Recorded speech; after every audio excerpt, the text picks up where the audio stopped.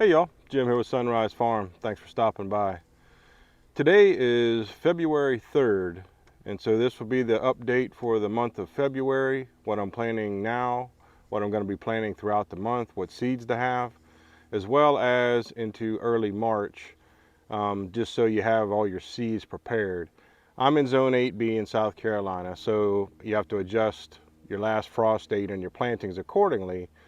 But generally speaking, most of your transplants, which is what I do, easily 80% of the time, most of the transplants I do at least 6 weeks before my last frost date, which for me happens to be March 27th.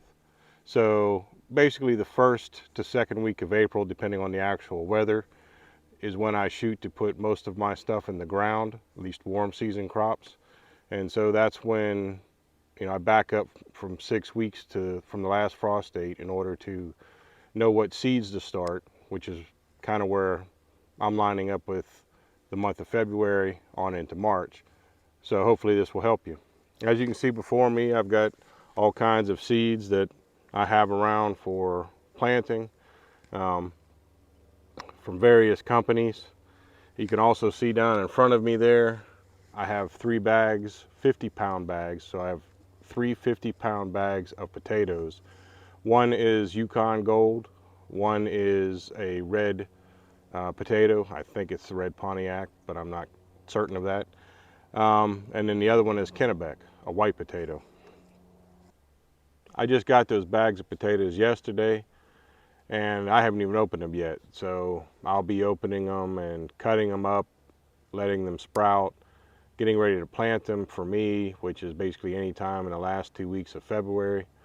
Right now, I'm probably leaning more towards the latter half of February, last week, right up till March, because quite frankly, I don't think I'll have my raised beds ready, which is what I want them to go in. I've been telling you all about my raised bed project, and I promise some videos are coming up for that. It's pretty massive. So, but one thing I wanted to mention about the potatoes, first of all, if you don't already have them and you need to get them prepared for your particular planting season, now's a good time to be thinking of that. But if you live anywhere that has a type of farm or seed store, like I live in a fairly rural area.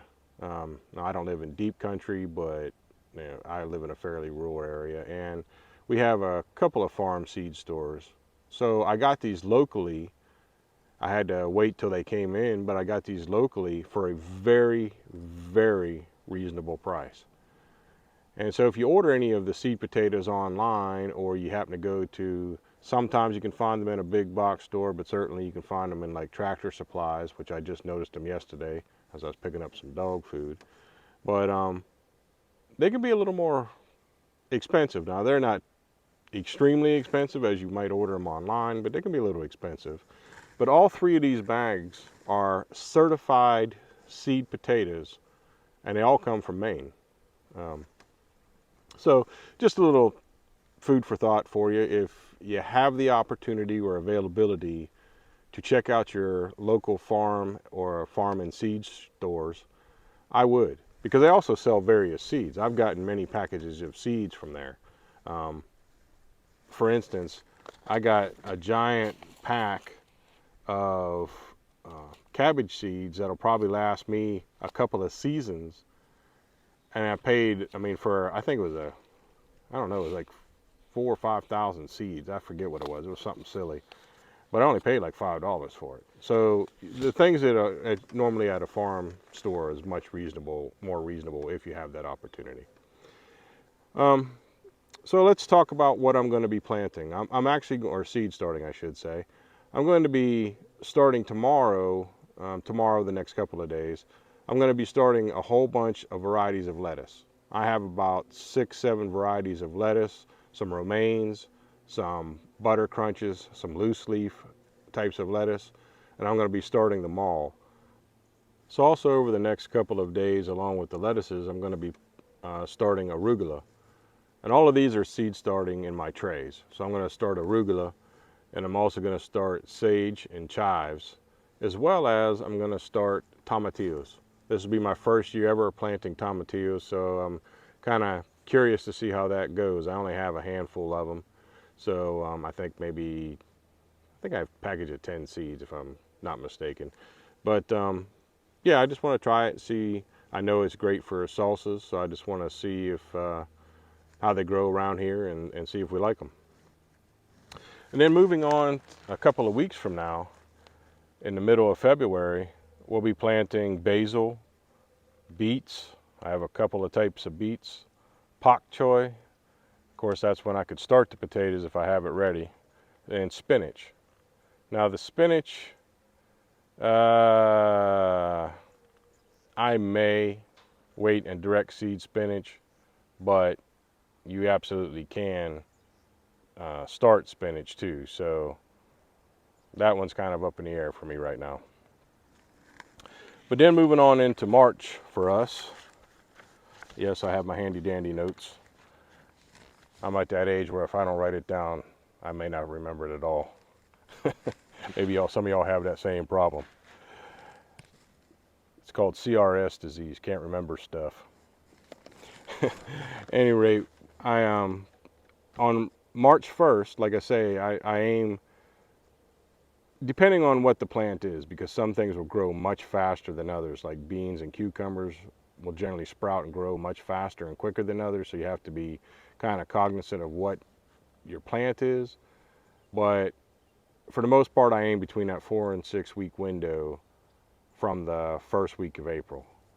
So that being said, around March 1st, I'm going to be doing cantaloupe, carrots, corn, not sure which one I'm going to plant just yet, cucumbers. I'm going to plant both a pickling and a slicing kind. I'm going to be planting dill, okra, parsnips, radishes, pumpkins, turnips, watermelons, butternut squash, regular yellow squash, and black beauty zucchini, as well as a whole slew of flowers. I've got, just in fact, yesterday and this morning for that matter, I just placed a couple of decent sized orders, vastly containing flowers. Not only do I want to add more beauty and pollinators to my garden, but this year, to go with our farm market, we're going to venture into cut flowers and see how that kind of goes. So it's a dual purpose. It's got beauty and the aesthetics, plus pollination, or drawing bees as pollinators or butterflies or what have you. But it may also be a profitable thing if you're doing any type of market. So one thing that I will mention that you can start now, depending on, well, you probably will know more about this than I do. I've never tried microgreens yet. At some point this year, I'm hoping within the next month or two, I'm going to go ahead and dive into it. So depending on how yours is, your place is set up, whether you're set up for an indoor type growing, which you could do anytime you wanted, or if you're set up for more of an outdoor greenhouse style growing, then you have to take that into consideration as well, temperature wise and what have you with the microgreens. But I think that can be quite the neat thing.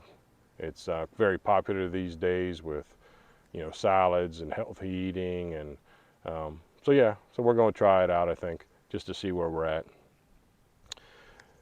And then when you're thinking about what all the seeds you need, like I just mentioned, and obviously there are way more seeds than that based on whatever it is you want to eat, and or if you have a little market, whatever you might want to sell. But there's also stagger planting, stagger and succession planting.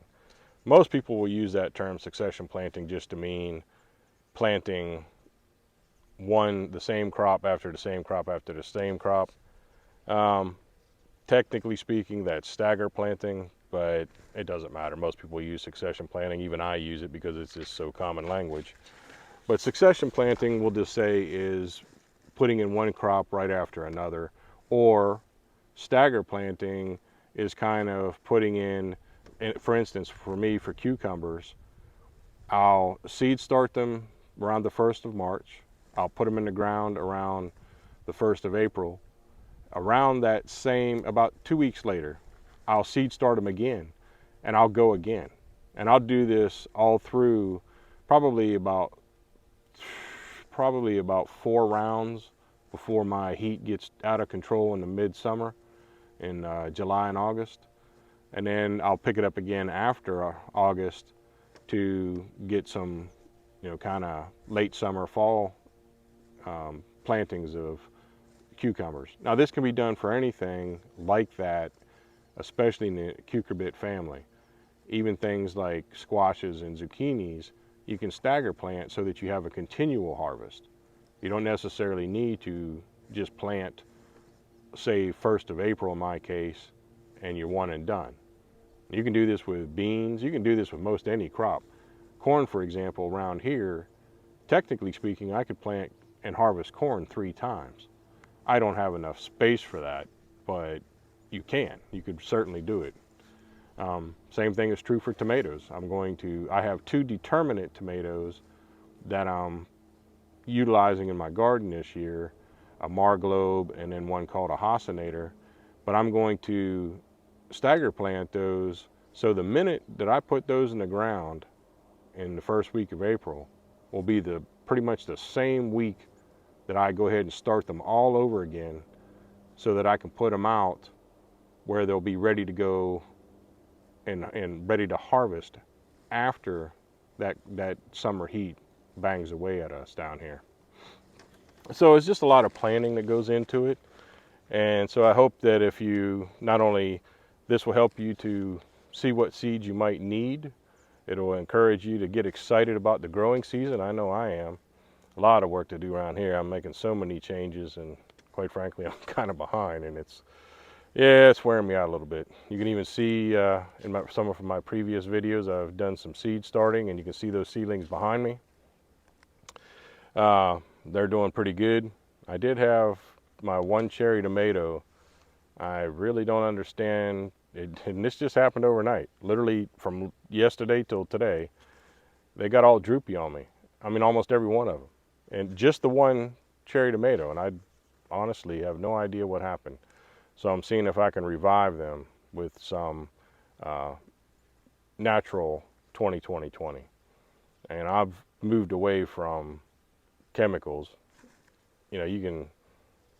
I make no judgment on that. You can certainly fertilize with whatever you want to fertilize, but I only use natural or organic. I try to go for all organic, but the only real difference between, if you research into it, when somebody says it's natural and not organic, meaning not organic certified, is because the certification, there's a lot of hoops to jump through with being organically certified.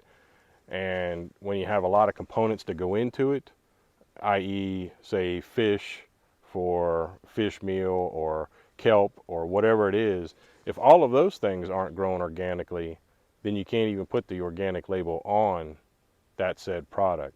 But generally speaking, if you research it, when a product says it's all natural, it's still the same organic processes. They're just not allowed to claim legally it's organic. So that might be something you want to look into as well. If you're trying to grow organic, don't necessarily shy away from natural products, natural derived fertilizers. And so, so I hope this video helps you a lot. If you got any helpful tips for me, or if you got any questions, feel free to leave them in the comments below. As always, I am so blessed and thankful to have you all stop by. Please take a minute to like, subscribe, and share this video, and hit the bell notification so that you can get notified when all our videos come out. I am going to be doing a separate video on the potatoes, so look for that coming up. And there's a whole series of videos going to be coming up on my 50-foot raised bed. I'm going to be calling it my massive raised bed project, because that's what it is to me. So, I just thank you again. Take care and God bless you. Have an amazing day in the Lord.